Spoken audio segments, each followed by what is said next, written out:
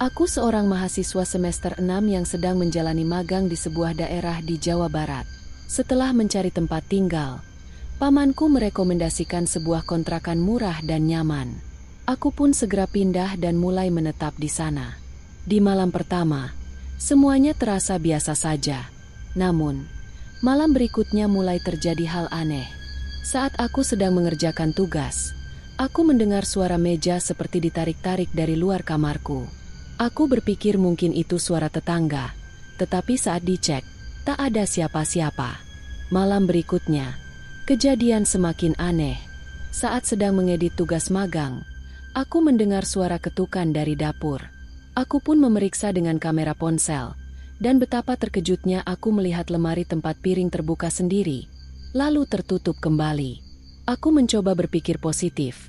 Mungkin ada angin atau tikus, tetapi engsel lemari terlihat baik-baik saja.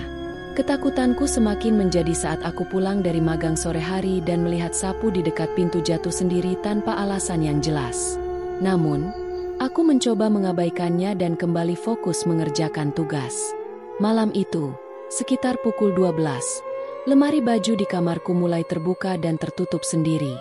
Aku sempat menantang dengan berkata, "Coba buka lagi kalau berani." Dan anehnya, lemari itu benar-benar terbuka lagi. Saat aku merekam kejadian tersebut, tiba-tiba lampu kamar mati sendiri. Aku mulai panik tetapi tetap berusaha tetap tenang.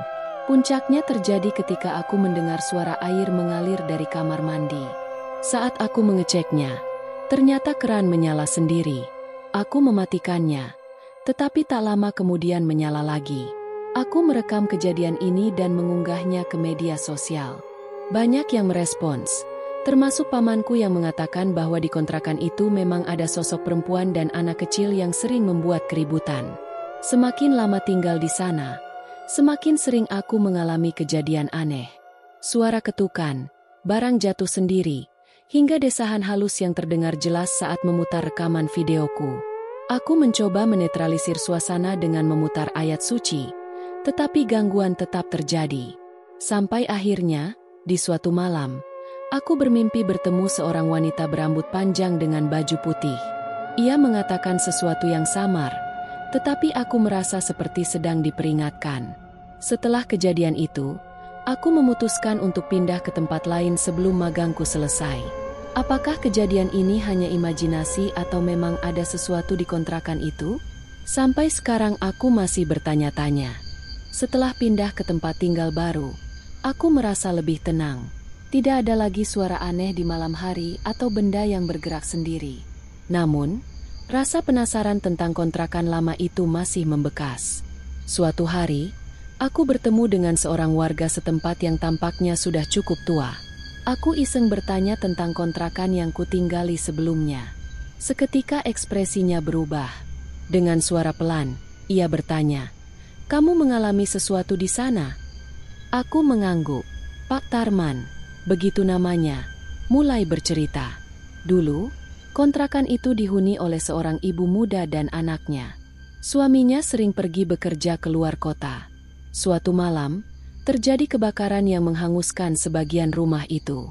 Ibu itu terjebak di dalam kamar bersama anaknya. Saat warga datang membantu, semuanya sudah terlambat. Sejak saat itu, banyak yang mengalami kejadian aneh di sana. Aku merinding mendengar kisah itu. Tapi, rumah itu kan masih utuh. Tanyaku. Pak Tarman mengangguk. Setelah kejadian itu, pemiliknya memperbaiki rumahnya dan menyewakannya kembali. Tapi entah kenapa, setiap penghuni selalu pergi sebelum lama menetap. Aku semakin yakin bahwa gangguan yang kualami bukan sekadar imajinasi. Mungkin sosok wanita yang kulihat dalam mimpi adalah ibu muda itu, yang masih terjebak dalam kesedihan dan amarahnya. Sejak saat itu, aku tak pernah lagi mencoba mencari tahu lebih lanjut. Namun, aku tetap menyimpan rekaman dan video kejadian aneh yang pernah kualami, sebagai pengingat bahwa ada hal-hal yang tak bisa dijelaskan dengan logika semata. Apakah benar mereka masih ada di sana? Aku tak tahu. Aku pergi, tapi mereka tetap di sana. Beberapa bulan berlalu sejak aku meninggalkan kontrakan itu. Hidupku kini lebih tenang, tanpa suara aneh atau perasaan diawasi di malam hari. Namun, sesekali, aku masih teringat kejadian-kejadian di rumah itu. Bayangan yang muncul sekilas di cermin, suara langkah kaki di lorong, atau benda yang tiba-tiba berpindah tempat. Suatu malam, aku terbangun karena mimpi buruk. Dalam mimpi itu, aku kembali ke kontrakan lama. Kali ini, aku berdiri di depan kamar yang dulu kutempati. Pintu itu sedikit terbuka, dan dari dalam, samar-samar terdengar suara tangisan anak kecil. Aku merasa tubuhku kaku, tidak bisa bergerak. Dari balik pintu, muncul sesosok wanita dengan wajah pucat dan mata kosong.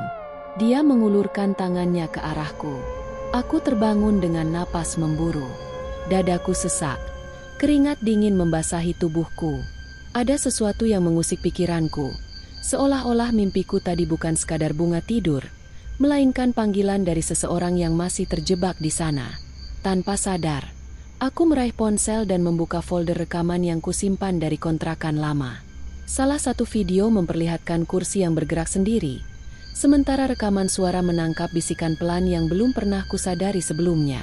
Aku mencoba meningkatkan volume, dan kali ini, aku bisa mendengarnya lebih jelas. Tolong! Suara seorang wanita. Aku merinding. Apakah selama ini dia ingin mengatakan sesuatu? Mungkin. Dia hanya ingin seseorang tahu apa yang sebenarnya terjadi padanya. Dorongan aneh membuatku kembali menemui Pak Tarman. Aku menceritakan tentang mimpi dan rekaman yang kudengar. Wajahnya tampak semakin serius. Kamu mungkin telah menarik perhatian mereka, katanya lirih. Mereka tahu kamu bisa mendengar mereka. Aku menelan ludah. Apa yang harus kulakukan? Pak Tarman menatapku lekat-lekat. Ada dua pilihan. Kau bisa mengabaikan semuanya dan lanjutkan hidupmu, atau dia berhenti sejenak. Kau bisa mencoba membantu mereka menemukan ketenangan. Aku terdiam. Aku sudah meninggalkan kontrakan itu. Aku seharusnya tidak perlu kembali. Tapi, jika aku tidak melakukan apapun, apakah arwah ibu dan anak itu akan terus terjebak di sana? Aku menghembuskan napas panjang. Mungkin, ini belum benar-benar berakhir. Malam itu, dengan hati yang berdebar, aku memutuskan kembali ke kontrakan lama. Bersama Pak Tarman dan seorang ustaz yang ia kenal, kami membawa doa dan harapan bahwa ini akan menjadi akhir dari semua gangguan. Begitu aku melangkah masuk, udara di dalam terasa lebih berat. Rumah itu masih sama, dingin, sunyi, dan seakan menyimpan sesuatu. Kami duduk di ruang tengah, menyalakan lilin, dan mulai berdoa. Tiba-tiba, pintu kamar yang dulu kutempati berderi terbuka sendiri. Angin dingin menyapu wajahku. Aku bisa merasakan kehadiran mereka. Ustaz terus melantunkan doa. Aku memejamkan mata dan berbisik lirih. Jika kau masih di sini, pergilah dengan tenang. Kau sudah tidak sendirian lagi. Saat itu juga, lilin bergetar hebat sebelum api yang menyala tiba-tiba padam. Angin berhenti. Keheningan menyeruak. Aku membuka mata. Tidak ada lagi perasaan berat. Tidak ada lagi suara aneh. Hanya ada kelegaan yang menghangatkan dadaku. Aku tahu, mereka telah pergi.